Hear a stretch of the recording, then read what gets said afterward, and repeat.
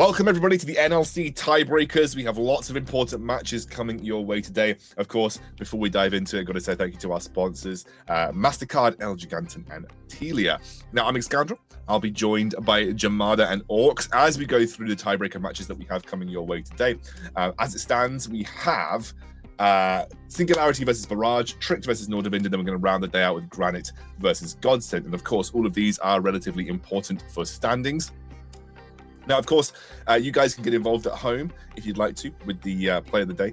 You can go over to our social media channels, NLC LOL, and you'll be able to get involved and join part of that discussion and get your hands on some free RP as well, because free RP is absolutely brilliant, and I don't know why you wouldn't want to do it. So go to NLC LOL and get involved in our giveaway. Okay. This is where I can actually talk to my boys, Jamada and Orcs. We can kind of have a little discussion about what we expect to see today. Because obviously, if we take a look at the standings, we can look at what these particular tiebreaker matches are going to mean. So having a look over at Group A, we have a tiebreaker between Nordavind and Tricked for second place, and then Godsend and Granite for that playoff spot. Yeah, and I think Godsend Granite is the big one because it's going to decide which of them actually makes it to playoffs. The others, as much as seeding is important, the stakes aren't as high. One of Godsend and Granite just won't be making it, and that's just what puts so much emphasis on this matchup between them. Of course, and obviously we look at Group B. We also have another tiebreaker in that group as well, which we'll be covering, and that is another tiebreaker for second place, I believe, Singularity versus a Barrage, which is obviously in our other division, over in Division B. Yeah, and personally, I am a little more excited for this one, even though it is still technically for just seeding. It's not obviously for securing playoffs. I think Barrage and Singularity have obviously been battling out to sort of really show each other who was the second place team in this group right below Fnatic. And this is obviously, it's the tiebreaker. It's what the match is literally for. And I think it's just going to be one of those things where these teams are going to try and fight with a little bit of pride here. And I feel like even Barrage having beaten Fnatic early in the season, I think there's kind of like, we're looking at these two as potentially being the teams that could maybe challenge them, because right now Fnatic are looking really on form, and the fact that Barrage and Singularity, less so Singularity, Barrage have managed to challenge them in their games, it kind of suggests that, you know, if you're making a deep run in playoffs, there's a feasible possibility that these teams could actually challenge Fnatic Rising when they get to the sort of later ends of the playoff format. Yeah, and of course, whilst seeding is not as impactful as that Granite Godsend game later on, it does still matter in terms of those upcoming playoff matches and where people will end up, of course, when we seed those brackets through. Obviously, we had a lot of action last week. I do have some clips to show you guys that we could just have a little talk over and kind of review those final performances from the teams in our regular season, or last week of the regular season previously. Godsend actually was seemingly going from strength to strength at the end of the season.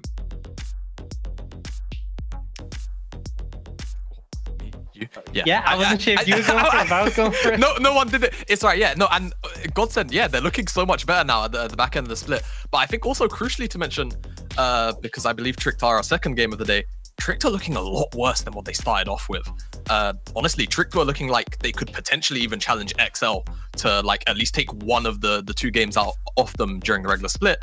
And since, you know, sort of that 6th or 7th game, they've really been looking like a shadow of their former selves. But honestly, all props to Godsend on this one, taking down Tricked. Regardless of whether or not Tricked are playing well or not, they still took the opportunities and they ran all the way with it. And I think it's kind of been a consistent thing where we've seen teams just start the split really strong and look quite underwhelming later on. Granite is another big example of that, where start the split, we're super impressed, really hyped for this team, came in with very low expectations, and then they just kind of started to drop the ball later on. Complete opposite with Nordavind. Nordavind actually going from sort of a really weak point early in the season, and you can see in this matchup here, kind of decimating Granite. And that's not the only team they've decimated. They also managed to beat XL, make a huge resurgence. And the fact that we potentially have a scenario where Nordavind could be second in their group is kind of insane. Their first leg of this split was, and I'm not gonna hold any punches, it was just awful. It was terrible. It was garbage. I was looking at them, I was like, how? How is this possible for this team to be losing so badly and be playing so poorly? But in fairness, that's what's kind of made it so interesting, the fact they've made this massive resurgence and are looking strong. And that's the important thing, is like the form going into playoffs is so much more relevant than the journey there. Absolutely agree. I think Nordavind, as you correctly mentioned, have gone from strength to strength. This was a highlight game for me. Kerberos with his Nasus R5 pick. He just locks the Nasus, goes Divine Sunderer. That was a very, very spicy game. Of course, Singularity have been a story this split as well. A team that has not classically performed well in the NLC, didn't have the best of splits previously, but the roster that they picked up this time round, they are, again, as we said, 1 win below Fnatic in Group B. Yeah, and honestly, I'm not sure how people felt about this roster coming into the NLC, but I always looked at it as, honestly, sort of that top 3 at the very minimum. It just seemed like one of those rosters that a lot of teams would potentially sleep on.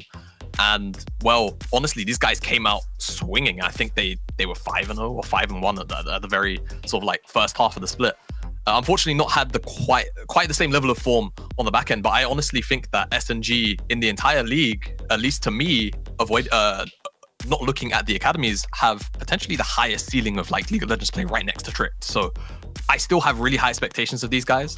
It's a shame that they didn't quite have the same level of play at the back end of the regular split, but I'm still excited to look at these guys going forward into playoffs. I think my big concern for Singularity is they've looked good against a lot of teams in their group. Against Barrage, obviously they're 1-1, which is going to be settled today. But against Fnatic, it's not even the fact that they lost to Fnatic. They just terrible. They just absolutely, they didn't look like the same team. They got absolutely manhandled. It felt like there was one mistake early in the game, and then it's almost like they checked out. It's like they mentally accepted, we've lost this game from here. And it's frustrating to see because we've seen really good League of Legends from them in so many instances. And then it's just like almost like a mental block against Fnatic. And coming into playoffs, that's something they really need to sort out, because no matter how good you do, no matter how many teams you beat, we're expecting to see the likes of Fnatic being at the end. You know, they're the reigning champions for a reason. If you can't beat them, you're not winning the league. We're actually watching Barrage here versus Kova. This was definitely a pretty spicy game. Barrage, again, as you said, have kind of, I think, ramped it up towards the end of the split, and obviously now find themselves in a situation where they're tied with Singularity, as correctly mentioned. They didn't actually end up winning this game. I feel bad because all the clips we've been showing were games where they were actually winning. But, you know, at the end of the day, Barrage still have their scoreline for a reason. They're a great team, and I think I expect Barrage to be strong contenders in playoffs. Yeah, I think Barrage are kind of very different to Singularity in the sense that they're really a bit inconsistent, which isn't necessarily, it sounds like a really bad thing I'm saying that, but their highs are high. You know, they beat Fnatic, and as much as they had a sub in the top lane, that wasn't the reason that Fnatic lost. But then also they had that game against Kova. I feel like when Barrage won their A game, they definitely should be beating Singularity and potentially challenging the academy rosters we have here. But when they're not on their A game, when they're struggling, then they don't even really deserve to be in playoffs. So if they find their form, if they're playing well, expect a lot from this roster. Should we take a look at the schedule that we've got? I did mention earlier the games that we have coming your way, but I'll get it in writing for you. Barrage versus Singularity will be our first game of the day for that second place in Group B, followed by our second place in Group A matchup, which is Tricked versus Nordavind, and then to round it out, we'll have Granite versus Godsent, the all-important qualification spot for Group A in those playoffs. 3 games. 3 really close matchups. These teams have proven throughout the split that they are as close to each other as they can possibly be in relative skill levels, and so these are kind of like those deciding factor matches. Of course, we don't actually have any formal predictions today, so as we head towards that first matchup, I would like to probe both of you. Where do your allegiances lie? Who do you think wins this Barrage versus Singularity matchup? Now, I get the impression, maybe just from player bias allegiances, you might be both Singularity favored. Whoa, actually. However, I'd love to hear. So I'll start with Jamada, because you said actually. So I'm going to assume you're not saying Singularity, in which case it might be a spicy take. So let's go. Whilst can I just jump in and say, Mummus, top laner for Barrage, was on Eminem. That is exactly. Jamada's bias towards Eminem. Look. Now, you know, it's hard to vote against Mummus, you know, because he's got those big puppy eyes, you know, you don't like, he's always so happy, so if you ever see him sad, then that really, you know he's sad. No, it's hard to really say. As you say, you know, quite fond of a lot of the Singularity boys too, so I think this is going to be kind of a draft game. I don't know how you feel, Orcs. Not to dodging the question. You're dodging the question. I don't want you to dodge the question. Hit me. Barrage or Singularity? I actually think Barrage today. I think Barrage today. Prosper, you hear that? You hear that? He's done you dirty. Get him, Prosper. He's done you dirty. Or yeah, so go. Jamada thinks that Prosper is boosted. We hit it here first. I'm going to go with Singularity. I think that when they are playing well, absolutely. When we've seen their good play, when we've seen them with good drafts, more importantly, they looked better than Barrage. I think, honestly, that game against Barrage where they lost was a bit of a draft issue. The casting and the Seraphine was problematic. So I think they come in with a smart draft and they play the way they've been playing the split, except against Fnatic. I think Singularity should be taking this one. Okay, I like it. A split desk. As a host, I naturally exempt myself from predictions. All right. So I'm. You're the deciding vote. How can you not? I'm naturally 50-50ing this and letting it lie. But of course, Jamada did correctly mention draft, and Orcs also touched on it. It will be an incredibly important factor in this game. Both teams have shown that certain drafts favor them. They're not particularly good against other aspects here as well. So we are going to a quick break. When we are back, we will have our first playoff match draft ready to go.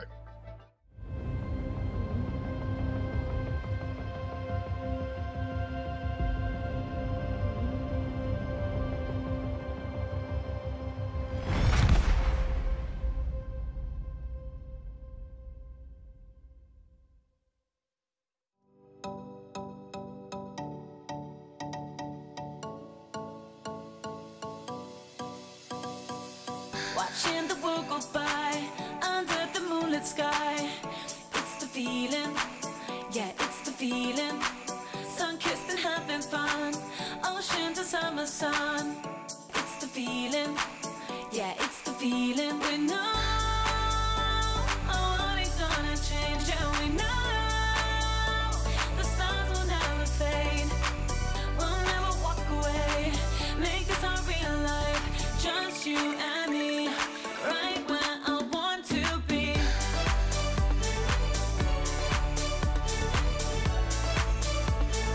Right where I want to be.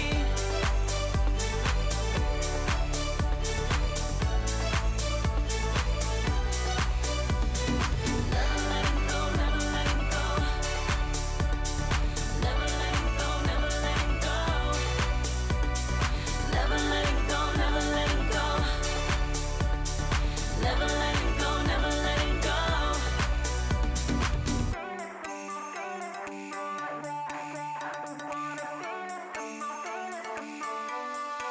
Oh, watching the world go by under the moonlit sky. It's the feeling, yeah, it's the feeling. Sun-kissed and having fun, ocean to summer sun. It's the feeling, yeah, it's the feeling. We know all ain't gonna change, and we know the stars will never fade. We'll never walk away, make this our real life, just you and me, right where I want to be.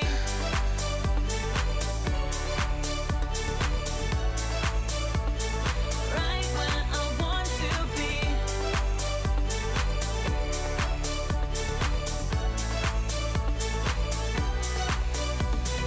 Never letting go, never letting go.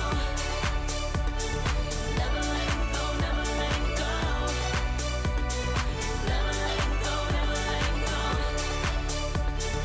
Never letting go, never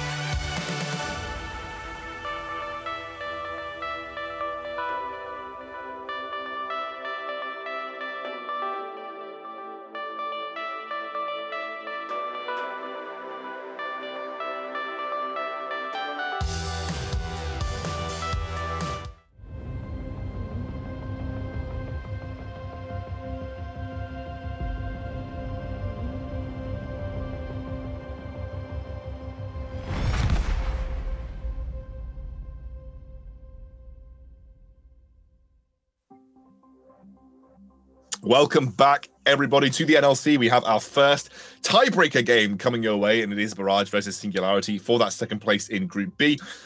Our analysts have shown their allegiances. Jamada has abandoned the UK and chosen Barrage. Singularity is in the camp for Orcs. He's staying true to his UK brethren. And as such, Jamada did indirectly call Prosfair garbage. So, Jamada, I'm going to come to you first for this draft. What is important? What do you think there are going to be any particular picks that are contested? Anything that you think will be of major importance when it comes to either bans or first picks? Yeah, so obviously with Pantheon and Olaf kind of being nearly unplayable as far as pro level goes, you've got things like the Senna and the Seraphine are probably the most two prolific picks for me that come in on the blue side a lot now. And they also show up in the bans a lot. Not necessarily side-stricken like how Olaf and Pantheon necessarily were typically the red side bans. I think Udyr also remains as a near perma red side ban as, yeah, I see the eyebrow too. Oh, no. Well, it's an interesting one. Yeah. Here's the one, Jamada. What have they banned? So do we think it's the Udyr for Singularity? So I think Singularity... Dibu hasn't actually shown an Udyr game, has he? Or has he?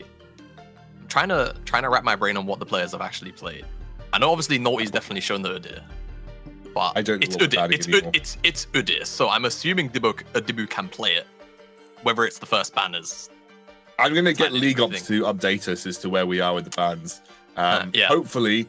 If anyone has access from our production team to the bans right now, please type them out. Spoon-fed. Yeah, that'd be great.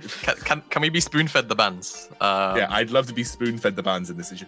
I feel like the graphic is banning backwards as well. No, it's not. No, it's banning. I feel like one thing that Barrage is in a really comfortable position for is with Seraphine, because they've shown that Singularity prefer to put the Seraphine mid. I'm not sure if they haven't played very much bot, but they definitely like crossfire and playmakers. So if they are picking Seraphine, I expect it mid. Randoms Kassadin was a big problem for that, and kind of feels like it's going to remain to be. So I feel like Barrage can leave Seraphine open. If Singularity don't ban it, then they can take it. If Singularity ban it, obviously it's not a problem, but it's forcing the ban on red side. And should they leave it open for Singularity, they have the Kassadin as an answer. So a lot of sort of tools with regards to this. I've had confirmation on the Barrage bans: Skarner, Thresh, and Seraphine for Barrage. So they have banned those three champions. Nidalee and Talia so far for Singularity, and Renekton is the final ban. Yeah. Senna or Kai'Sa first pick, then I think for Barrage would probably be the thing. Oh yeah, Azir. Okay, that's another pick that kind of flown over the radar, or flown under the radar. Azir on this patch has kind of turned into a pretty much blind the pool pick in any scenario again. He's kind of in that kind of powerful position right now in the mid lane. So it's going to be random picking up that pick. And honestly, for SNG, there's a lot of power picks still up. Udyr has escaped the ban list from what I can see. And then there's, of course, the Seraphine. The Senna, I beg your pardon. As... oh, no. Oh, no. It's getting worse. Yeah, I feel like against an Azir as well, Udyr is less preferable. Mid priority is going to obviously be an issue, but also it's so hard to get on top of on top of an Azir playing Udyr. Yeah. So I just think it has less value in the situation. I do agree. Obviously Naughty does kind of have prime choice when it comes down to junglers. And I think the Thresh ban makes a lot of sense against Prosfair, but something like Rel is something he's really keen on, something that is super powerful and wasn't really touched in the bans. Potentially could have been a pickup. Oh, hello. Oh, wait. I'm gonna get into position. You got to slide over. There we go. Okay, we've gone old school. I like it. Yeah. So we get the Senna from Singularity, obviously a big priority pick. They opt to go for that Udyr, so we're going to go for sort of that ability to power farm. But when it comes to team fight later on, it's not going to be too much of a threat onto that Azir. Rel Kai'Sa, really strong aggressive lane. And actually, it's interesting, if they don't take a support here, Prosfair's pool likely to get pinched. Makes you interested to see what he has necessarily to offer up in response to this, because it's a threatening bot lane, a lot of pressure that can be applied to the Senna. I think Tom Kench is something that I would imagine he'd obviously lean on in this situation, play the fasting Senna, but that's likely going to get banned here, and it's just going to be Orianna, 1 in 10 match some of that priority in the mid lane. I think SNG were in a pretty tough spot from as soon as the Azir first pick came in, because you don't really want to give over a Senna Azir. It's such a powerful carry combination. You then don't want to give over Udyr with Azir, who's permanently going to have mid lane priority. So they felt like they had to just snatch up both. And then, of course, they give over the Rel. And they don't want to have their mid lane pool pinched too hard of the support pool, it seems like. Which we're going to have to... It's going to be interesting to see, actually, because Rel, her only real lane counter is Thresh, as far as I'm concerned, at least. It's the only one that really does kind of make lane not so playable for her. You're a support player, so you might have more insight than I do on that. Yeah, I know there's some certain picks that can obviously cause issues. I know, like, one of the fringe ones is Janna that people can play into, but I just don't think Prospero is going to do that here. I think Tom functions really well with the center, which is why I may expect to see that going out. And it kind of depends whether this is going to be a fasting center or not. It is one of the big questions. Maybe something like the Gragas even could be banned away. I could imagine seeing that farm, and also does a decent job of kind of interrupting the Rel. I actually remember I was speaking to Prospero about the mechanics between it. And it's like if you body slam while you know how she gets that flip auto that comes out, like he was testing in a practice tool how it works, the mechanics of it. So potentially a matchup that he knows the ins and outs on and could be picking up here. I actually like the Gragas here because it's a flex as well towards Weasel. So I think it makes a really good pick for this red 4 for Singularity. Sion going to get banned away from Weasel, and they're actually going to go for the Trundle. So I'll give Trouble some credit here because she actually called the Trundle pick in our production chat too. So we'll have to see, because I think Weasel has played a Trundle top lane game. And I think it was into the Gragas. He used it as an answer into the Gragas. So removing Gragas potentially as an answer for Mumus, which is potentially pretty good, because then if they want to, they can round out their draft with Gragas if Mumus feels a little bit too scared to run it. And looks like he's going to be picking up the Gnar. Obviously, we know how safe Gnar is in this meta right now. Very strong once he hits Mega. Can offer a lot of follow-up engage, a lot of primary engage with Flash and Stridebreaker as well. And it looks like our final pickup may be the Hecarim, which would give that engage potential. I was going to say, I don't like to talk about hovers, but Karthus was definitely a bit of a spicy one. Oh, it's Heimer Jungle. Heimer Jungle.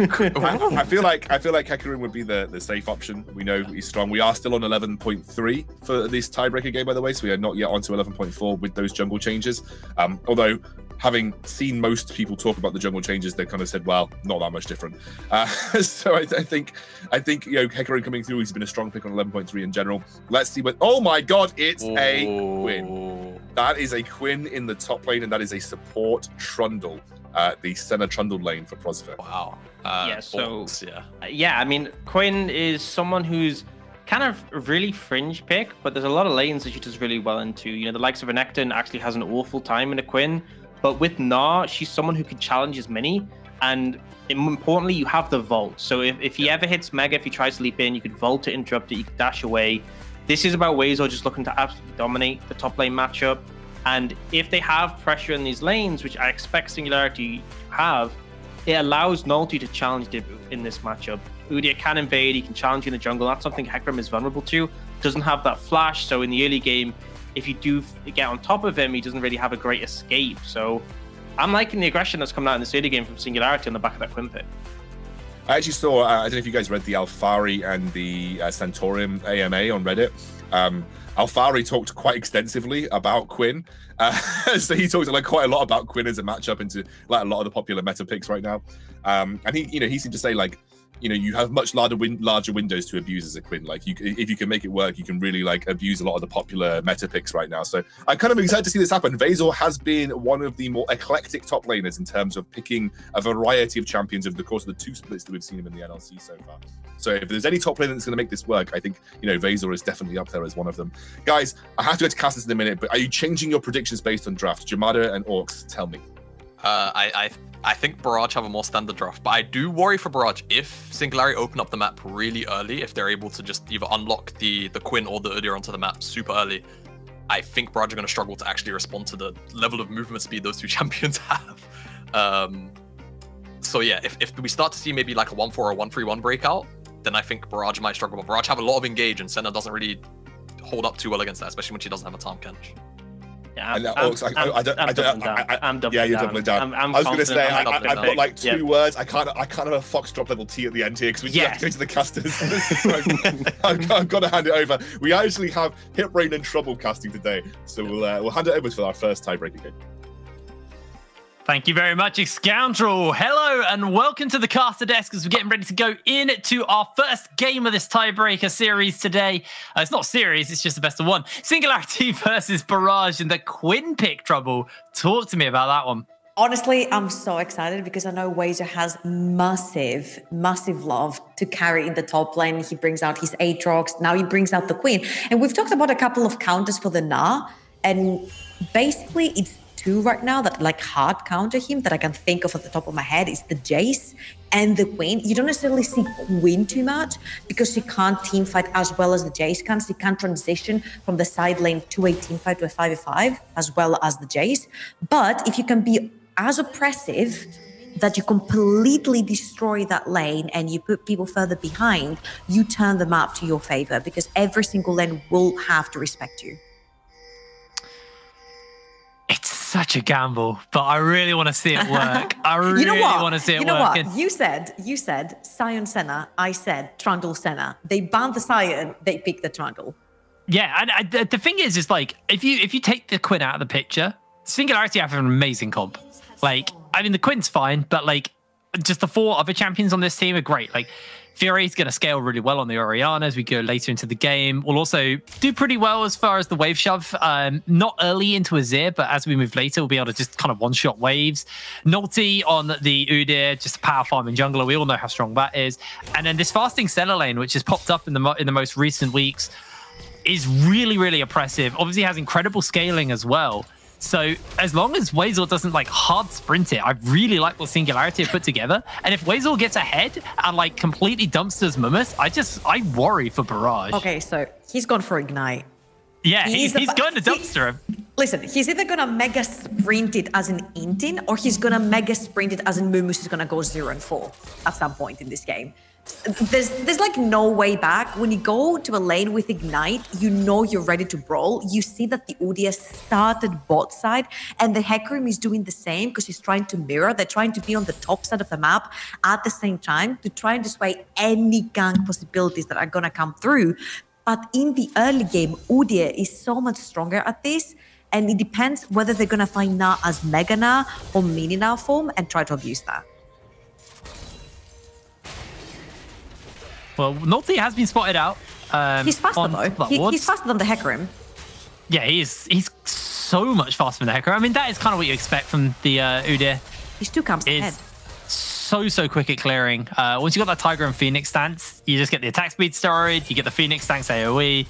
It does kind of silly damage. Seth, that shield was able to block him from taking too much damage there, but Crossfire and Drag Dart down that level, getting shoved in pretty heavily here. Somewhat expected in this lane, to be fair, for Singularity. They want to be getting the farm onto Prosphere, so Drag Dart can farm the souls. So Melee is going to get pretty bullied trying to step up to this wave. Honestly, this is so good for Wazer right here because as he's crashing the wave, Mummus is melee form, so he has to walk close to the minions, which means he's getting hurt even more. Now, the Queen has the prior top lane, which means that Nolty gets free reign onto that Riva, and he will most likely enter the jungle as well. Yeah, pretty clever ward right there from, I'm not sure if it was Debu. I think it was Debu that placed the ward. That's pretty clever because they knew that the order was going to go top side, potentially look for a dive, but it is what it is. At least, though, with him being spotted on that ward, Debu can now move to the bot side of the map, take the crab there so he doesn't get double crabbed.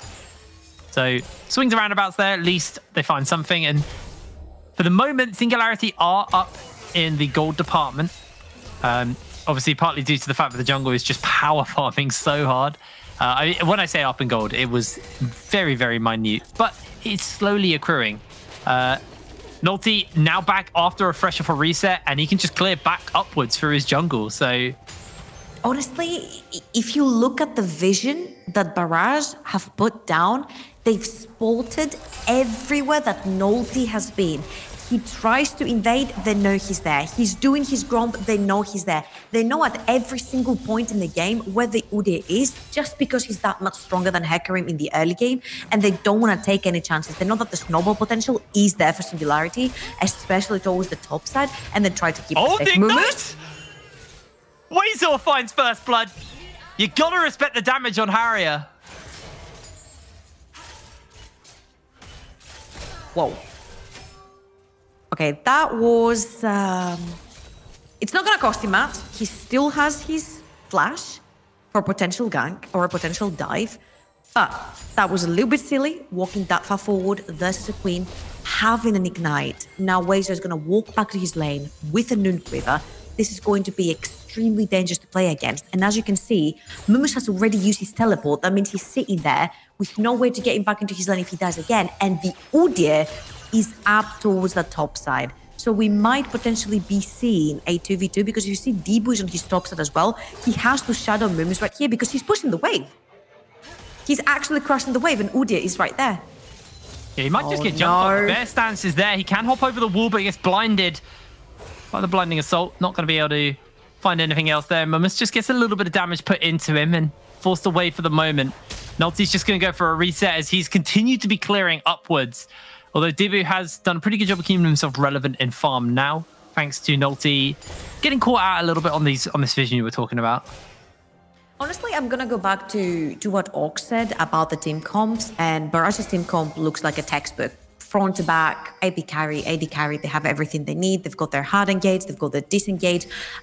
As long as the game goes on and the gold lead does not skyrocket for the side of Singularity, Barrage will always be ahead because they do have the superior team fights. And when it comes to contesting for Dragons, when it comes to contesting for Barons, when it comes to contesting for Vision, they'll be more than happy to walk in. This is a fasting Senna, like you mentioned. So he's not going to get there as fast. Yes, he's going to get the souls, but the items are going to be a little bit later on. The Trundle will be a frontline, sure, but then you have better team fight ability on the side of Barrage. Oh, Quinn. Doing what Quinn does best. There's a good ward there. Expecting this to be what Wazor's kind of game plan is post 6. Get in the bird, fly down to bot lane or mid lane, get a gank, fly back to top lane. You're so quick once you've got the R on Quinn. So understandable stuff there. Does get Nard back, able to dodge away on the wallop, but Mumus is putting some serious damage in. Now got the mini Nard back in Wazor. Actually going low to those hyper procs, slowed down, the flash is there. Mumus finds the solo kill in the top lane this time. Oh, that's an absolute disaster. You're meant to be countering that lane. And Mumus took the correct fight at the correct time, and he shoves him back into his minion wave, and then he actually managed to trade so well. That is absolutely massive. The Queen, remember, has no TP at all. And, Did he steal that? Yeah, he did. Feels bad, man. So again, you see here, Mumus shoves him back in there.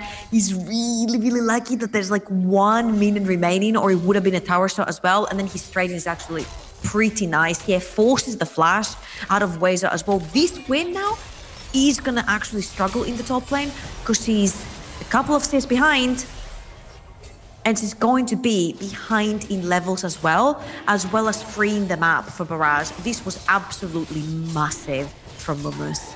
Yeah, that was really important. And now Barrage, with the fact that they had mid pressure, bot pressure, will translate this into an Infernal Drake for themselves. They've been having mid and bot pressure from the side of Barrage the entirety of the time, and the fact that Mumus manages to get that solo kill and alleviate pressure from the only lane that Singularity could push was massive, because it means that the whole map belongs to Barrage. Yeah. It was kind of expected that they would get that on that part of the map. Azir so good at contesting that lane pressure, especially against the Orianna early. He's only got the tier, but they do have pressure top side thanks to Wazor, so Nolty's going to start at this Rift Tail, so there will be a neutral objective trade here between these teams, and Nolty stealing away that crab means that there wasn't actually any vision in the area. So it's a bit of a freebie for Singularity, and maybe they look to put that down top lane and kind of get Wazor into this game. I'm curious to see what we go for on the Quinn. I've not seen a Quinn in an age, and I've not definitely seen Quinn since the preseason, so I'm not sure what we're building. I'm pretty sure he has to go for Shield Ball here because it's extremely strong with the lifesteal that it gives him. I mean, all items pretty much build the same, but seeing the crit cloak in his inventory, it does suggest Shield Bow. Yeah, it could have gone Longsword though, and maybe Vampiric if instead of we'll have to wait and see what he chooses, because Kraken is a pretty good choice as well if you want to go for it. I think they're all good choices. Yeah. Even Gale Force, because Gale of the movement Force speed. is actually pretty strong too, yeah. So we're going to have to wait and see. I think it depends how far ahead he gets anyway, but he always wants to be an assassin on the Queen, unless he wants to transition into team fights where you actually going to need to build the shield bow because you're very short range ADC. and you're going to be playing very up close and personal. And Azir is just not going to make it easy for any short range ADC. So I'm going to assume he's going to go towards Gale Force because he doesn't want to play anywhere near the Azir. Yeah, I think Gale Force is probably the assassin build here. Going to pick up some vision around that crab area. Placing the ward down, being spotted out by the ward. That same ward is doing a lot of work there for Barrage, that spot. They've been able to keep track of the two people that scared the most of the map. Wazer roaming mid with his ultimate, and then wherever Nolty is on the map. Now they know he's top. Mumus is mini now though. There's not much he can do. He doesn't have flash. This is what you're talking about. The ghost has been used. The bear stance is in. They get the damage. Here's the railgun. There's the blind, and Wazer finds the kill. It's going to be translated into a few plates here in this top side. They may even go for the Tower of Blood here. Mumus doesn't have teleport. Singularity need to back off on the opposite side of the map, though. They know that people are coming down for them. They're going to have to lose out here. But on the top side, Riftdale's getting summoned. And this will be first Tower of Blood to your Quinn. That is exactly what Singularity needed. That is also actually massive because all this time the Azir had to roam bot lane to try and get a dive in, which was very unsuccessful. They're going to try it again. Orianna's getting solo golden experience in the mid lane whilst they take every single plate on top. The dive's going on. Available. In comes the Orianna, but already Dragdar's going to lose his life. Prosper trying to buy a bit of space. Another teleport's been used as well as Random joins into this scrap. It's just going to be the one kill in response for that tower. The tower was defended by Singularity bot side, but it lost a lot of plates as well. So, little greedy for Dragdar and Prosper to step back up. Not respecting, but Barrage were in that area still. Let's have a little look at this top lane play once again. Honestly, again, we know that Mumus has no summoners, available to him. So they actually just run him down together with the Queen. They get the Senna ultimate right there. I think that was a little bit of an overkill, the Senna ultimate, because it could have saved them from a potential dive down the bot lane, which is actually happening straight after. They respect it at the start, but then they move back into the lane. I'll say it's worth it because they pull the Azir TP, who's now in trouble. It's Gale Force. Wazer, though, he's just completely CC'd. The shockwave's on. The fear will make sure that he goes down, and Barrage find their kill. Pretty sure they knew that was coming. That's why they had already called Rel and the Hecarim to play around the Azir. I was going to say the initial trade was worth it because Udyr was able to take the entire top jungle from the Hecarim too, but they want to fight. Yeah, they really want to fight. They've got the ulti from the Trundle for now, and Seth is just melting down. Nolty on that run as Prosper has to force himself away for the moment. They do get the snare off, and that's actually a free man as he delivers himself in, and Nolty steps back up. The smites are there for the healing. The health bars are so low. It's painful as the pillar gets placed. No shockwave, though, as it was used in that earlier fight, but here comes Wazer, and he is on the hunt. Kevo, your supercharge ain't going to make you quick enough as the flash is used, and Wazer actually can't get around the wall in time. Does do a lot of damage to Kevo in return. That was close. That was very close, but at the end of the day, if you look at the resets here, Mumus has to go all the way up top, doesn't have teleport. Kevo has the back because he has low HP. Debo has the back because he has low HP, which means that the Dragon is going to go to the side of Singularity. Having a team like Barrage that's doing so well in team fights, allowing them to stack up Dragons was going to massively hurt Singularity. So grabbing one away, you still buy a lot of time for your Queen to try and pull out ahead. Again here, Wazer is jumping in, but Random does have that ultimate. Even if one of the two other members of Barrage was not there, I still don't think they would have been able to kill him. And then Barrage just keeps going in. They do not have the numbers available, and Rel goes down way before Wazer is able to join that fight. And even if Wazer does, Mumus does join the fight with the Gnar, he's a mini Gnar. They don't actually care, so they just run them down front to back style because they have the Senna, they have the mobile Leona in the likes of Udyr. So the front to back was just wait for them, they sway the whole fight, they push them back, and they grab the Dragon for themselves. As we head back to the Rift after that replay, we can have a look at where we are numbers-wise and where we are gold-wise. Wazer, even though he's down in farm, is up in gold right now. It's 800 gold lead to Wazer, although Mumus does have a large wave crashing into him. That's not going to alleviate 800 gold, but it will bring it back a little bit. Mid lane, pretty close. It's just 200 between them. Jungle, there is a lead growing though. 1100 to Nolty. Was able to find a bunch of plates as well. As Wazer might just look for the assassination. He's got the ignite. Dibby just gets cooked. The chicken finds the kill, and Mumus about to time out on Mega Gnar. Pretty close to his tower though. It might be a little bit too hard to find a kill here. Although they're going to try. I was about to say, if Barrage don't overextend in their jungle, the top side will be extremely hard to push for the side of Singularity due to the fact that you always have Azir push in the middle, so he will always be able to roam top. But Debu overextends right there, tries to get the trade, and instantly gets punished. We said if this queen doesn't get ahead, it will not be a problem. But Wazer at this point is 3 kills in, an entire tower in turret plating and first tower, and now they're also taking the Rift Herald, which they can very easily open mid with, and Azir is going to massively struggle to push forward with a completely dark jungle to try and farm. Yeah, now that they've got that Herald, they could just group mid, slam open that turret, and then what you were talking about is somewhat alleviated. Obviously, you do still have the Sun Discs to put down, and Azir's still very good at shoving waves, but it just takes away an element of safety, takes away an element of freedom for this Azir. I mean, Botlane's clearly Debu is not pushed in safe and in his reset. own jungle. Yeah, they're going to be able to defend that tower. I was for a minute, I was like, yeah, that tower's low, but it's not low enough to go down to the minion wave. Fury's going to get this blue buff gifted over to him. And it actually looks like they might be looking to put the Herald down in the bot lane. There has to be a way that they can open that mid lane. The problem right here is that there's actually no objective. So they're going to keep this Rift Herald on that 2-minute timer that the Mountain Drake is going to come up. They're going to create pressure in the mid lane. Someone's going to have to respond from the side of Barrage. And this is where they're going to move down the river. They will possibly look for a pick with the Queen right before that as well. So if they can take one member off and having one member trying to fend off an angry Rift Herald in the mid lane, that will mean easy access for Singularity for that Mountain Dragon. There's just a death ball of Singularity moving around the map. Too far. Mumus is about to gnar out. So we'll have that ulti available, but he's getting collapsed onto. Wazer just needs to dodge away from everything, gets that blinding assault off, and that is going to be the gnar back, but Mumus going to have to flash as Nolty pops the ghost. Looks to chase him down with that bear stance, and it will be an easy kill as the shockwave lands onto 2 by Fury. Fury will lose his life, and finally, Nolty dies. Meanwhile, the mid lane is going to get heavily sieged here and may just lose its life, while Kevo working away at this bot side as well. Mid lane just gets chunked heavily, but won't go down yet.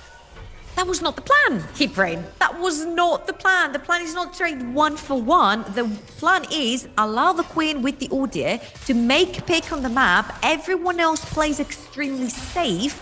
And then you try to force a 4v5 fight that does not favor Barrage. That was the plan. You get Mumus's flash right there, which means that in next fights to come, Flash Mega now will not happen. And Fury just gets absolutely blasted in the mid lane by 3 members of Barrage. So they tried to get an advantage. They could push the top lane, but due to that happening to Fury, they just couldn't.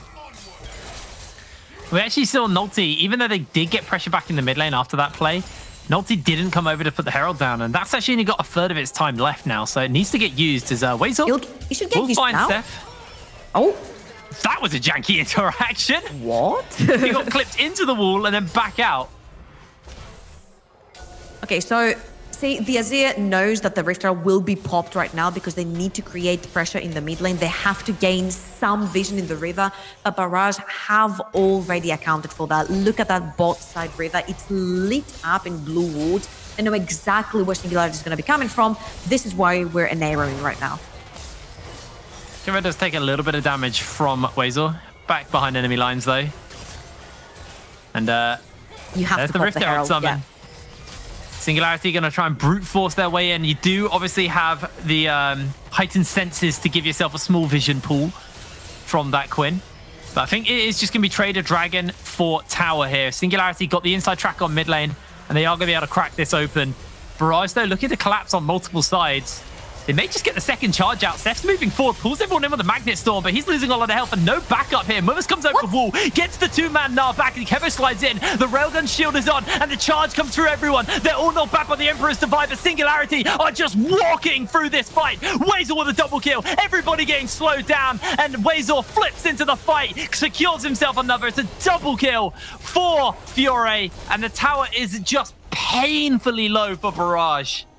Oh, baby, that was so well played by Singularity. At the start, Barrage tried to choke them out completely from getting into the Riven, and they did such a fantastic job. But Singularity's like, it's fine. All we needed from the start was to take that mid lane tower so Barrage doesn't feel safe anymore. Sepha makes the call to go in. He manages to grab both the carries right there with his ultimate, and there's absolutely no follow-up because Barrage is completely split. And once the fight, we said once again, is a 4v5, it is absolutely Singularity favored just because Wazer is so strong. They managed to get 4 members down and they managed to get the mid lane tower down. That means their access into rivers for further dragons to come will be much easier from now on. And it's the Storm Razor second for Wazer. That is so much damage. Whew. That's a quick bird that you can't get away with because you're now getting slowed. And it's just the Stride Breaker. He's got an entire item over Mummus right now. If we look at the jungle as well, Dead Man's Plate and the Chem Tank, Speedy Bear. I mean, Singularity are just fast. They're just so fast right now. The thing right now is that they're trying to focus down the Senna, and sure, even though this is a front-to-back composition for Senna to play with, you've got the Orianna and the Udyr and the Trundle that are playing in front of you, shielding you, peeling for you. It's not yet Senna's time to shine. It's not Dragda's time to carry the game. That will come further on. It's Wazer, the one that they actually need to shut down. And because they couldn't get him last fight, because he flashed away from any engage, you saw how really badly that teamfight went for Barrage. So they have to find a way to shut him down. But as you mentioned, Mummus is a whole item behind, and Wazer is just allowed to bully him off tower. Oh, he just got Gale Forced that. Has the E to be able to flip onto him as well. As Wazer could be getting jumped onto. Able to dodge away on that Void Rush, though. Not Void Rush, Void Seeker.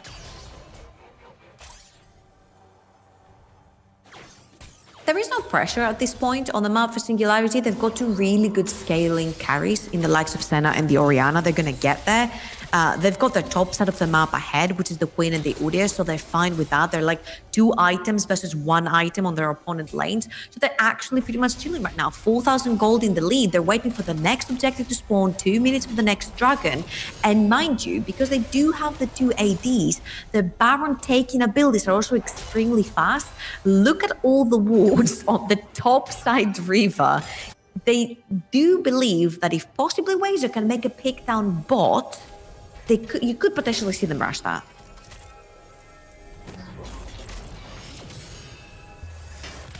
Looks like they're just going to look for this tower bot side. Oh, they know where Nolte is. That's a nice ward. I think, if anything, it just means that Wazer's going to get this tower because there's no way they're going to look to try and stop him from taking that. He's going to be able to take it. That's the 3rd tower now down for Singularity. So now it's on to them to crack these tier 2s. That's the next game for them. Nolte just stealing away a couple of camps. Jake?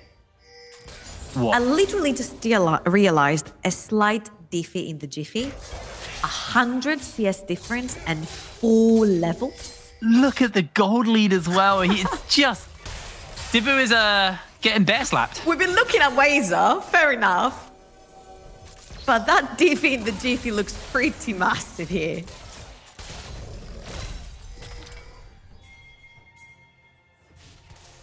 Yeah, it's problematic right now. Again, when we talk of item leads, he's got the Chem Tank, the Dead Man's Plate, and the Spectre's Cowl versus Speedy Legs and a Divine Sunderer. So it's a big lead. Now, does the like Barrage group in at multiple members in this mid lane, seeing if they can get their opportunity onto these members? But I don't know if they can, as Mummus actually used the Stride Breaker, and Wazer may just let it come down, slowed down for the moment, pulled in but shielded. That's the ult. Dibu comes in with a charge onto multiple members. Seth's there with the Magnet Storm. There's the Railgun to keep everyone alive. They do find themselves a shot now, but that's a massive shockwave as well. And Dragdar just free firing away. Mummus comes in with a slam. Random shuffles everyone back, and that's going to be a double kill for him. Nolte's trying to do a bit of work here onto Random, and his health bar is evaporating. It's a trade for Barrage, which they can walk away happy with. 3 for 2. Yeah, they get Wazer at the very start of the fight. That means it's very easy for them to actually team fight because it's not the Senna doing the carrying, the AD carrying right now. It is Wazer at this point in time, but they do have 2 very strong members from the side of Singularity still alive, and Mummus has to burn his TP here to try and contest and go for the dragon. This is massive for Barrage because it's actually their sole point, but Nolte is 3 levels up from Dibu. It's going to be hard to do, especially when the Quin's back on the map. And look at that mini-map. That Quinn is bolting towards this Dragon Pit. Singularity is just buying time. They're waiting for everyone to come back. The Shockwave is back off timer as well, as Seth might just be on the receiving end of a lot of love here. Blinding Assault means he can't see anything, and that will be the shutdown onto Nulty. Shockwave's going to connect. Barrage do secure themselves the Dragon with Kevo on that back end, but Random's looking for Wazor. The Emperor's Divide, but not going to be able to find it, and Prospere may come in with a cheeky pillar just to slow the Pigeon down, and the faster Pigeon will run him down. Wazor gets the Evolt off, gets the Assault, and Fury finds the kill. They lose the Dragon, but gain up in the kills. I think this is worth it right now to lose the Dragon over that, because Debu has time to go back. Oh no, Kevo comes in with the ulti, gets Blinding Assaulted, so much damage into him. He has to flash the wall. It was worth it for a moment. It was worth it because I think Debu was going to walk away and have enough time to run back for Baron if Singularity were crazy enough to start without the jungler. But Udyr is spawning in 1 minute, and there's 17 seconds still for Random, who has to walk his way towards the Baron because he just spent teleport for that previous fight. So Singularity have the numbers advantage, and they're going to take their chances.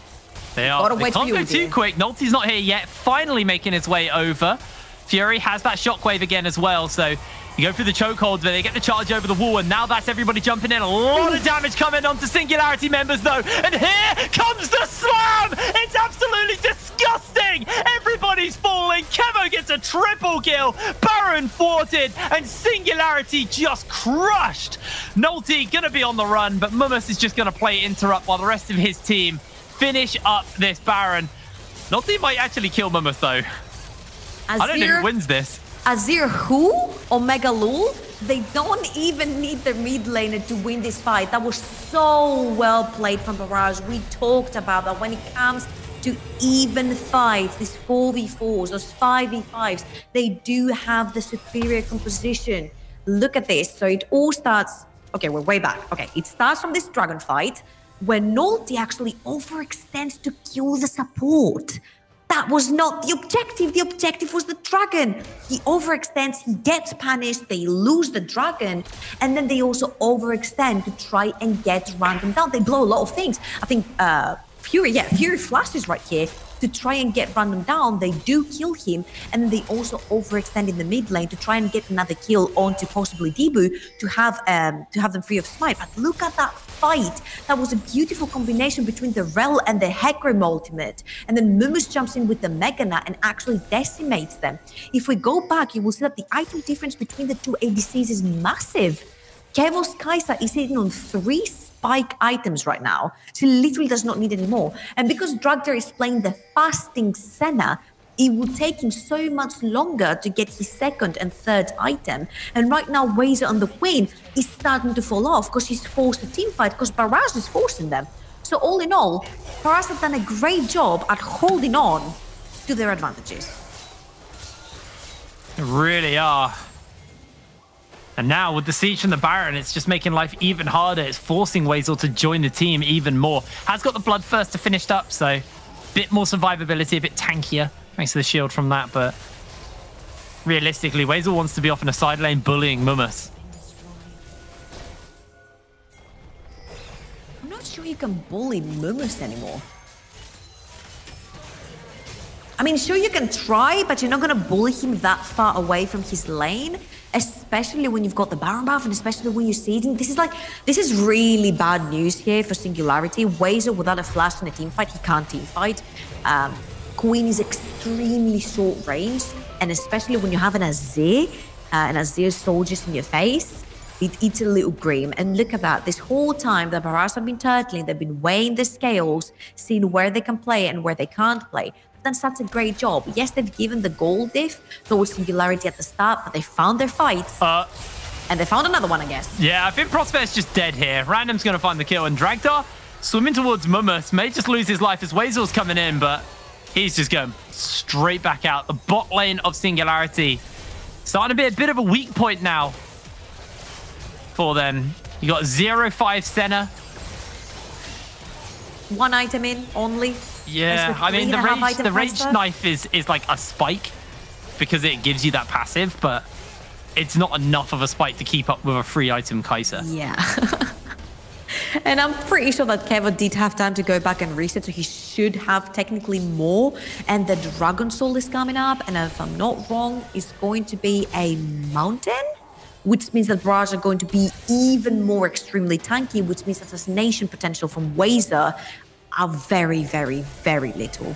So that's just gatekeeping as well from Nolty from walking anywhere near. They can see him on that vision as Dibu is going to get chunked out pretty heavily by Wazer. Wazer will eat a Void Seeker, but that's the dragon. There's no way they can get close enough. Soul for Barrage. They've now got shields to work with. They've got a lot of bonus resistances, and Singularity, they need more time. They need more souls onto this center. They need more items, although Wazer might be looking to buy that time. The Ignite's down, but the heal's there from Kevo. And now Kevo's trying to put the damage on, but he's stunned up for the moment, and Wazer's just kiting away. The railgun's going to get popped as he stopwatches, as Dibu jumps over the wall. Here comes the shockwave. It only lands onto Mummis. It only lands onto the tank, and Random is zoning Dragdar and Fury from out from this fight. Fury gets knocked over the wall, and Dragdar will lose his life as Prospect comes in, trying to keep him alive. Not able to do so. Nolty in the middle of the enemy team, though, getting melted down. The bear stance, the attract, the repel, and Dibu secures the kill. Singularity just getting absolutely wiped fight after fight. Okay, Random, absolute MVP in this fight. That's all I'm gonna say. He comes right behind them and he's like dead smack in the middle of that fight. In the middle of both teams. And what does he do? He's like, I see a Senna and I see an Orianna. I take the 2 carries out of the team. It doesn't matter if I die, my team wins this fight if they both try to kill me. This is what he did. That was absolutely massive. Barrage now with Soul. There's the Baron that's going to be coming up fairly soon as well. They can push all 3 lanes without being scared of being assassinated because the Ignite has been used from the Queen as well. And Dibu survived with it. Yeah, it's looking pretty grim. Just let you know, we're having a little bug. One of the players on the side of Barrage, so they're just waiting to get that sorted. They're going to do a quick relog, and then hopefully that should be sorted out. So shouldn't be too long until we get back into this game. But you got a 0-6 center now. Finished up that Rage Blades. That's nice, but Kevo got the BF sword in the inventory, and after that fight, probably a fair way towards the either the Infinity Edge or a GA if you want to go for something a bit more survivable. Does have a broken stopwatch in the inventory, so could easily become a GA. Pretty close to that as far as the gold goes. But yeah, this is this was very Singularity favored earlier. I wouldn't even say favored, but Singularity earlier had a good foothold in this game. Yeah. But Barrage has just done a really good job of forcing Singularity to fight, and after that, it's like Singularity just can't really deal with it. I think the problem here is that Singularity cannot keep to their own plan, because even though it's very heavy top lane focused, the Udyr is 4 levels, 100 CS above, Wazer's got 3 kills, he's got an item over Mummus in the top lane, so the top side of your map is doing absolutely fantastic. The reason you pick Trundle and Senna is just so you can play underneath your tower, play the front to back much later into the game, and Fury, all he had to do was stay safe in the mid lane. But every time something was happening top, every time Nolty would try to go towards Waze and try to feed that win, someone would die on the other side of the map because it just would not respect the numbers that were coming towards them from Barrage on the bot side. So now I just want to give a kind of a rough outline of actually what the stakes are this game, because we haven't really talked about it too much, but this is the difference between 2nd and 3rd in your group. And 2nd and 3rd is actually really, really big, because we're talking about Group B, we're talking about Fnatic Rising's group. If you get 2nd, actually, no, they play each other no matter what in the tiebreakers. I think it's side selection you get. Someone's going to have to inform me on that. I can't actually remember what the bonus is. For some reason, I was getting 3rd and 4th muddled up. But yeah, it's 2nd and 3rd. I think it's you get the odd number, because it's a best of 3. You get the odd number side selection. So like game 1 and 3, you get side selection, I believe. Don't take my word for that. I'm going to get someone in production to give me the correct information. So no matter what, both of these teams will avoid Fnatic, at least in the first part of the finals. Fnatic. Actually, is it Group B you play? Group A you play? I really should know this. Like, I'm in UKLC mode, guys. I've been covering that as well. Don't worry, guys. Over in UKLC, the system is so much more simple. I need to get. I'll get a proper update on what the rule set is on that, because I'm being a muppet right now. Yes, so we are still having issues with the stuff going on. Players are disconnecting and reconnecting, so hopefully getting that sorted out, waiting for the ruling. But yeah, so far, Singularity are starting to lose their grip on this game. I say starting to. They are well and truly sliding down the hill right now. Yeah, it just shouldn't be allowed. Everything was laid on a plate for Singularity, and the bot side of the map was like, nope, don't want that. Basically cats on the bot side of the map. They'll just knock everything off of the table. This is what happened right there. They just didn't follow the plan. And Barrage were pretty patient, honestly. Like, they knew that we're going to lose topside, but then Mumus gets a solo kill onto Wazer, so they take back what they lost. And even though, yes, the Gnar is going to fall behind, he's going to get tanky at some point, and then he's going to decimate you with a Mega Gnar, which he has done 2 times in a row now in teamfights. So they just unfortunately have the better composition for that time that we're in game right now. Yeah, and it's time. It's really time that Singularity need. While Barrage's comp is no slouch in the late game, it's an Azir Kai'Sa, so they are no slouch. But you know, when you've got Senna and Orianna, you really need to get some time, especially when it's the fasting Senna. That's all about getting those souls. But like you were saying earlier on in the cast, the problem with fasting Senna is you don't get as many items, not as quick anyway. So, you know, we are 30 odd minutes into this game, and there are 2 items onto your Senna. You're closing on the 4th on the Kai'Sa. This is almost a 2-item deficit between both of our AD carries in this game. And sure, Nolty has done a really, really good job to be up in the jungle over Dibu. He's over Flame Horizoned in this point. But this is, you know, the Udyr. The Udyr's, you expect the Udyr to get ahead in farm. That's kind of how this champion plays. But it's not really able to walk through the likes of the Rel, the likes of the Kai'Sa, the likes of the Azir. There's champions that can stop him from getting on to the people he needs to get onto.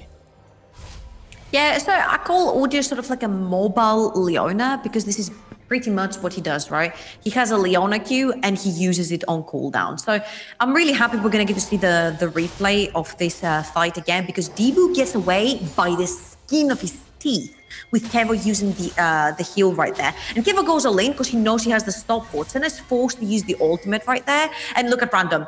Random is stopping Dragda from joining the fight. And then Fury's like, I got this, guys. We need to kill the Azir behind us. And then Random jumps in and splits the 2 carries from the entire team fight, meaning Barrage are running them down like they are on live right now. Well, during the replay, Wazel got 1 shot. Literally 1 shot, just absolutely evaporated. And now they're going to group up and try and get Prosper here. Prosper is going to use that subjugation, I believe, to stay alive for the moment, as the shockwave's going to be used, and so is the Magnet Storm. Steph loses a lot of health, but Singularity's health bars are burning down. And with that Sun Disc, Barrage have a nice place to hide underneath if they get pushed up too far. So Singularity just going to try and play the wave clear game now. Okay, replay of what happened that we missed right here. Apparently, Wazer got blown up. The Strybreaker is going to hit from Mumus. And then there's 2 more members from Barrage coming in. Kevo cashes in on another one, 7 and 1 Kai'Sa. Absolutely insane performance by him. But at the end of the day, getting that kill in the top side secures them a lot of vision on the top quadrant of Nolty's jungle, which is what they need to get the next Baron so they can actually finish the game.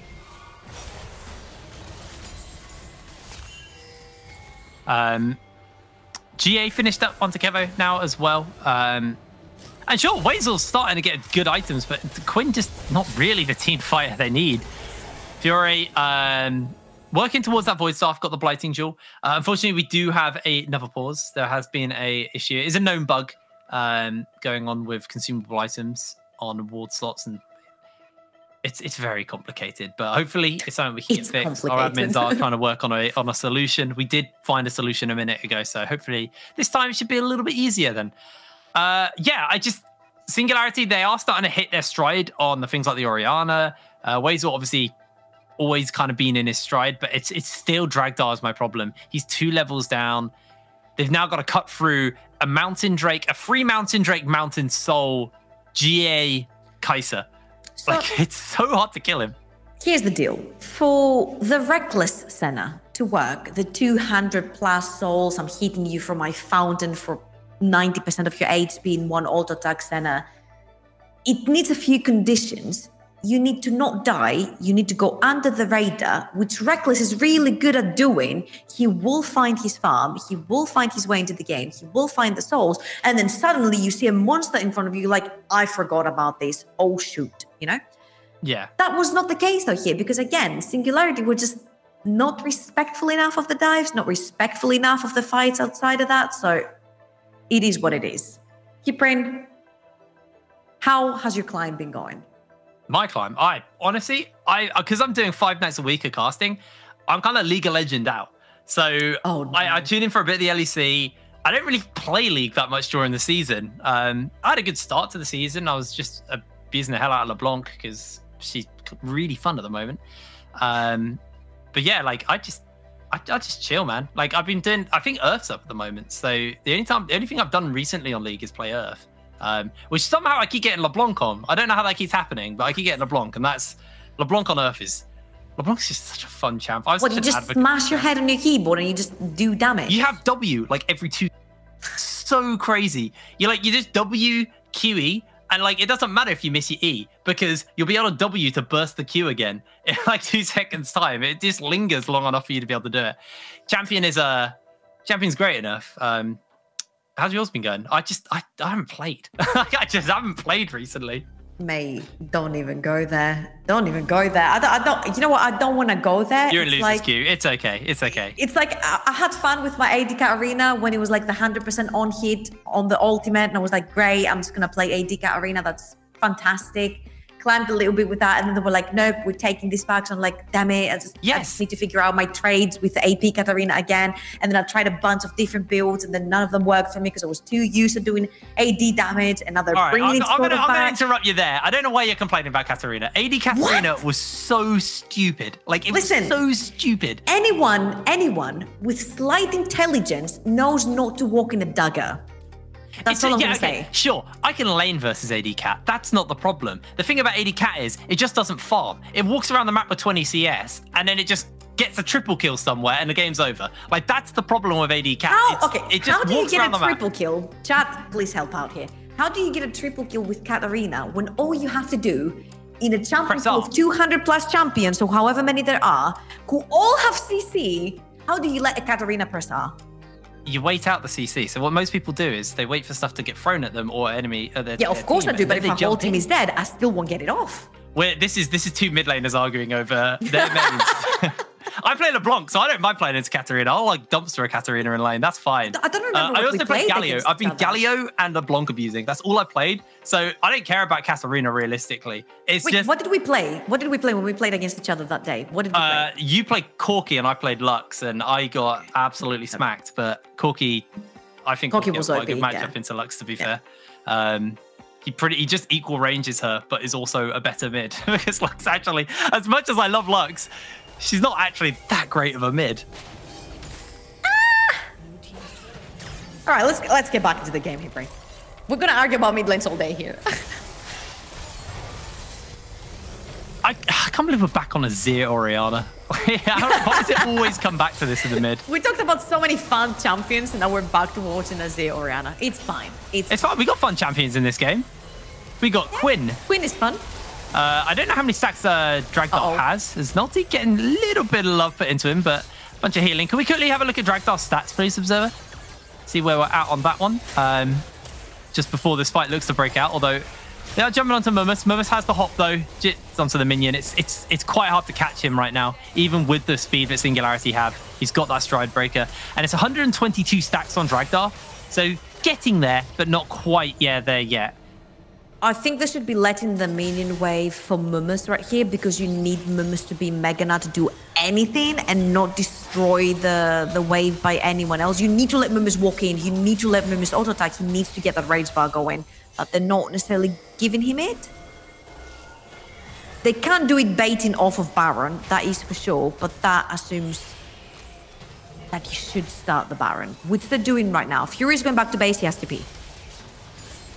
Yeah, there's base. Obviously, Wilmin, the mana is going to restock here. Sephiroth for Wazel. Wazel's just playing interrupt for the moment, but that is one dead Nolty. The Railgun shield's in there, but here comes Dibu onto that backline. Kevo slides onto the back as well. Wazor alive through all of this, but Dibu trying to find the kill onto Dragdar, not able to do so thanks to the stopwatch, and now it's Dibu on the run. Singularity's health bars are so low though, and it's starting to be problematic. Dibu on the run, Nolty continuing the chase. Nobody is going down yet, but now it's Nolty. He's going to lose his life as Dibu mows him down.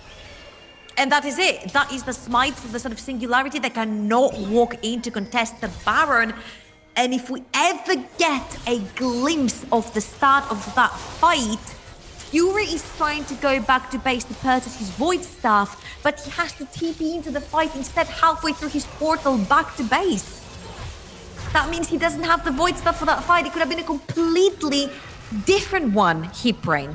That gives free Baron to Barrage due to Nolty dying there at the end. So look at this.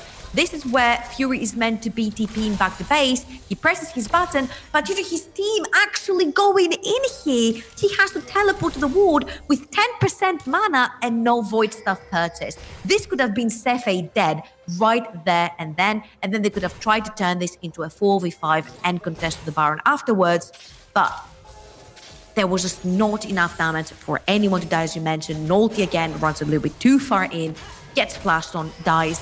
Singularity with no smite is an easy Baron for Barrage. Yeah, even with all the lead that Nolty has been able to accrue for himself on this Udyr, it's just, he's not as impactful as Seth, and Seth keeping himself relevant through the gold. They are looking for him here, so they're going to put a bit of damage in, but Wazor's getting chunked, and now Dibu may just look for that charge. Nolty once again way too far forward, and that's a big charge by Dibu as Kevo jumps onto the back line for the moment. Singularity's health bars are once again just butter to the hot knife that is Barrage, and Fury going to get assassinated by Kevo. Here comes the charge from Dibu. Nolty on that run, but Prosper puts the pillar up to try and keep himself alive. Only 2 members of Singularity survived this fight. An Elder was being threatened, but it wasn't even necessary. Nolty able just about to survive this one, but with the Baron buff onto Barrage and with the 2 defending members both being melee tanks, I think this might just be it. Barrage will find themselves the win and secure themselves a higher spot in the group. But not before they buff their KDAs a little bit more, Hipbrain. Might as well go out on a bang. This is all but done. The tower goes down. The Nexus is going to be focused any minute now. Surely. Just hit the Nexus. Come on, Barrage. And there we go. Barrage secures second in Group B. They honestly absolutely deserve it. I think they've done a great job throughout the entire split in the group stage. And again, their bot lane popped off. You saw Cephei, he was everywhere on that rail. He was getting the perfect engages, always finding the carries. Kevo managed to shoot up to an 8-1 KD out of nowhere, 4-item Kai'Sa, so far ahead from the opponent's Senna. And they played this game so well. Dibu Shaw, he fell 100 CS behind. He fell 4 levels behind. But when he was needed, the ultimates were perfect. They were all the way to the backline, so coordinated with Cephei that it just didn't even look like the level difference was there. We didn't even notice it at some point. I was like, wait, that's an ulti 100 CS up and 4 levels and it doesn't even show on the map? That was pretty well played.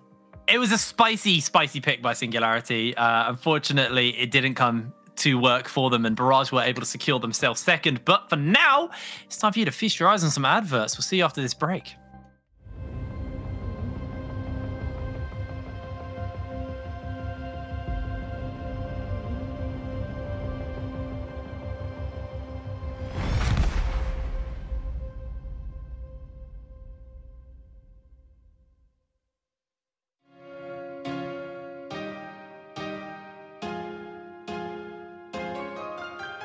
No matter what, we're gonna keep moving on.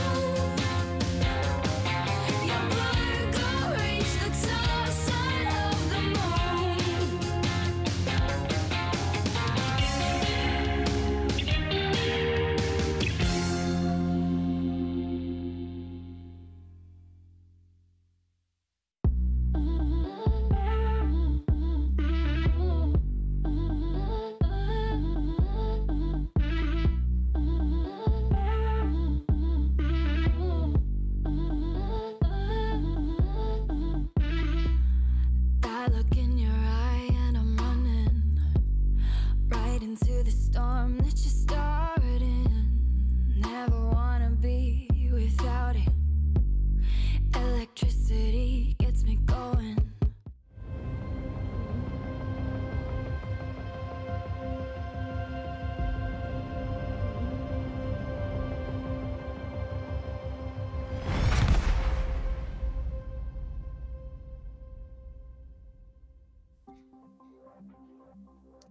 Welcome back, everybody, to the NLC. And Jamada, you're vindicated. You are vindicated for your selection. You went for Barrage, and even though I think Singularity were in the driving seat for the majority of the game, they did an oopsie.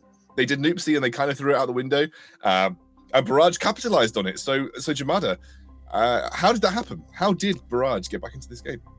Well, I actually think it was more on SNG, really. When you've got a map state like this, you've got a Gnar that you can permanently abuse on the side lane. Naughty was like 3 or almost 4 levels up on Dibu in the jungle. All they really had to do was just play through Wazor and let Naughty kind of just run around the map and not try and headbutt Barrage at any opportunity in a 5v5, because that is realistically where Barrage's team composition kind of thrives.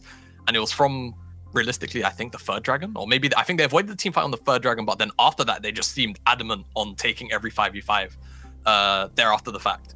Instead of playing for the side lanes, which is where I personally thought that their team composition thrived in.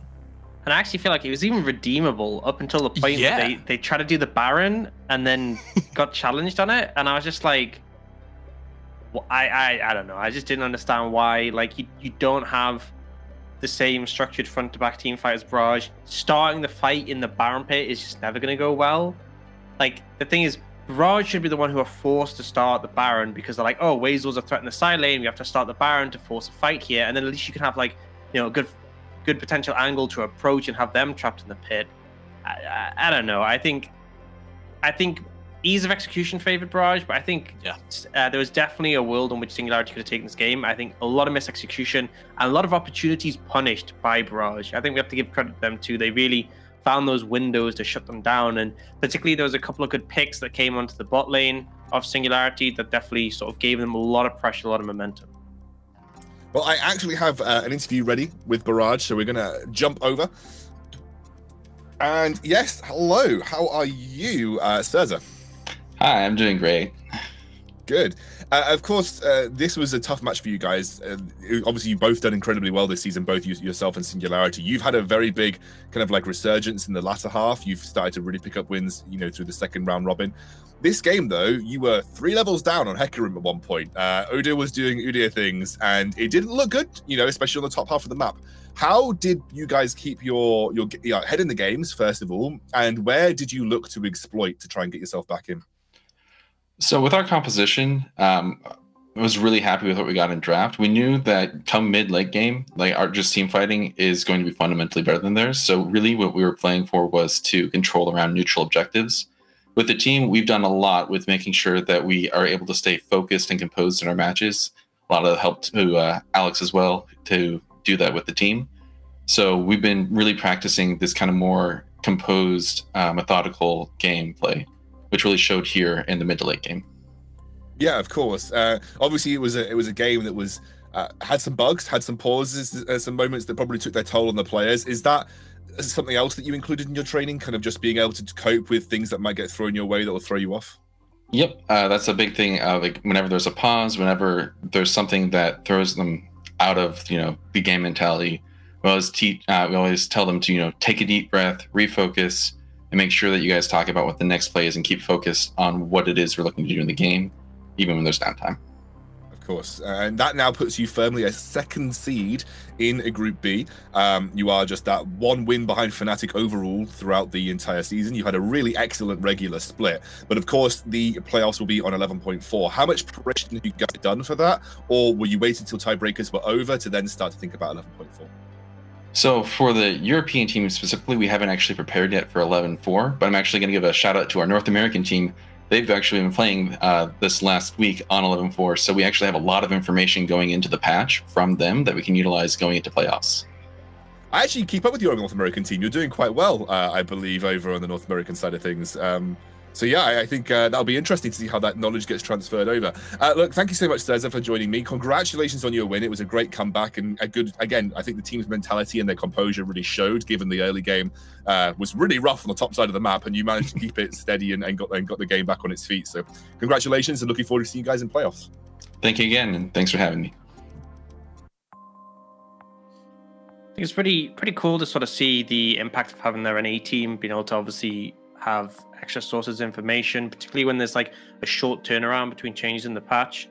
But yeah, I mean, ultimately, both teams still going to be making through the playoffs. Going to be seeing more of them. It is just that seeding, but Barrage definitely happy that they managed to come out ahead. And Singularity, it's again, we've seen really good play from them, and it feels like against these harder opponents, they kind of just lose track of what they're looking for. They had win conditions there. They had a really strong early game. I think they made some good decisions around playing around top side, getting that big gold lead for Wazor. And then it's just like mid to late, they just really looked lost. And that's where Barrage sort of picked up. And it's kind of similar, honestly, to the last matchup between these two, where Barrage won, where early game looked good for Singularity, and then Barrage just ramped up, came in those team fights, was confident in their scaling, and delivered. It does feel like in a lot of games I've seen Singularity fail to execute on what I felt was like their win condition. What the win condition was explained as, you know, during champion selecting just hasn't quite worked out. Let's take a look at the drawing board though, because Professor Jamada has selected a play. Now, Jamada, you are going to have to speed run this. We had a Foxtrot level T from Orcs there coming into this, but what play have you selected? All right, so I've actually selected the Baron, where things kind of turned around. You can already see SNG, they're 5,000 gold up. They've picked off random, and that's why they feel confident in this position. But Naughty's not actually on the Baron yet. He's still on his way. I'll speedrun it. TLDR, really, SNG don't necessarily want to be in the Baron like this, because I'll slow it down just so I can talk a little bit, but not too long. Either way that they retreat, either up or down, right? They're going to be in a position where they're up against terrain, and they're against Hecarim, they're against Gnar, they're against Rel. They're just the escape paths are not as easy, and they all funnel up, and you can just see it turns into this scenario where, yes, the shockwave is nice, but you'll see Mini-Gnar's about to Gnar out, and he just hits the huge free-man Ulma, and there's nothing that they can really do about it because of the way that they've positioned themselves in front of the Baron pit. As Orcs rightfully highlighted, SNG want to be the ones walking into Barrage in this situation when they're on the Baron and starting to get chunked out, losing resistances, HP. If it's SNG in this scenario, they're not mobile enough to actually walk out without flashes. And that was kind of the major issue here, is that once you're in this position, it's very hard to get out when you don't have many mobility skills, and they kind of just get CC'd and punished for it. It's just a bad time to really be taking Baron. Even if you've got that much of a gold advantage, gold can't necessarily get you that far when A, your jungler's not there yet, B, you guys just ended up getting run down just because of the way the terrain's sort of shaped up. Yeah, and maybe just the advantages that they accrued on the top half of the map made them feel like they were stronger than they were. But I think compositionally, you saw the differences, you know, in the fights that took place from mid to late game. Look, that was our first tiebreaker game. It was a bit of a banger to start things off. So we've got 2 more coming your way. When we come back after the break, we'll have a tiebreaker for the same spot in Group A between... literally can't remember. Nordic and Trick. There we go. Yeah. Mind blank for a second. That was so good. Go to break.